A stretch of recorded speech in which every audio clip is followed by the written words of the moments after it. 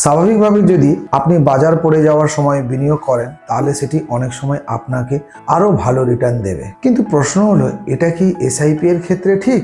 চলুন আজ আমি জয়ন্ত মান্না আপনাদের সঙ্গে শেয়ার করছি হোয়াইট ওক মিউচুয়াল ফান্ডের একটি খুব আকর্ষণীয় গবেষণা। এই গবেষণায় দেখা গেছে দীর্ঘমেয়াদে বাজারের সময় ধরার চেয়ে বিনিয়োগ শুরু করতে দেরি করাটাই আসলে বেশি ক্ষতিকর। একবার ভেবে দেখুন, ধরুন ঈশ্বর আপনাকে এমন এক জাদুকারী ক্ষমতা দিলেন যাতে আপনি বাজারে একদম নিচের নম্বরটা আগেই জানতে পারবেন। ফেব্রুয়ারি 2000-এ যখন সেন্সেক্স ছিল 6000, তখন আপনি এসআইপি শুরু না করে একটু বুদ্ধি খাটিয়ে অপেক্ষা করলেন, আর ঠিক বাজারের নিচের স্তরে অর্থাৎ সেপ্টেম্বর 2001-এ যখন সেন্সেক্স প্রায় 2900, তখন এসআইপি শুরু করলেন। এই 19 মাসের দেরিতে আপনি প্রায় 1,90,000 কম বিনিয়োগ করেছেন। কিন্তু ফলাফল কি হলো জানেন?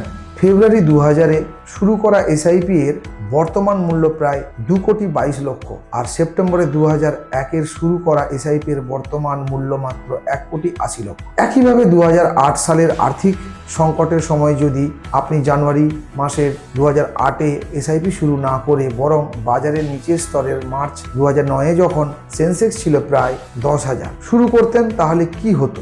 আপনি প্রায় 1,40,000 কম বিনিয়োগ করতেন। কিন্তু জানুয়ারি 2008-এ শুরু করা এসআইপি আজ প্রায় 58 লক্ষে পৌঁছেছে, যেখানে মার্চ 2009-এ শুরু করা এসআইপি এর বর্তমান মূল্য 50 লক্ষেরও কম। তাই বন্ধুরা, এসআইপি নিয়ে 4টি বিষয় সবসময় মনে রাখবেন। আগে শুরু করুন, নিয়মিত বিনিয়োগের শৃঙ্খলা বজায় রাখুন, দীর্ঘমেয়াদে বিনিয়োগ ধরে রাখুন, এবং কোনো তারিখে কত তারিখে ঘন ঘন বা বাজারের কোনো পর্যায়ে বিনিয়োগ করেছেন সেটা নিয়ে বেশি ভাববেন না। ধন্যবাদ, ভালো থাকবেন, নমস্কার। Fund investments are subject to market risk. Read all scheme related documents carefully.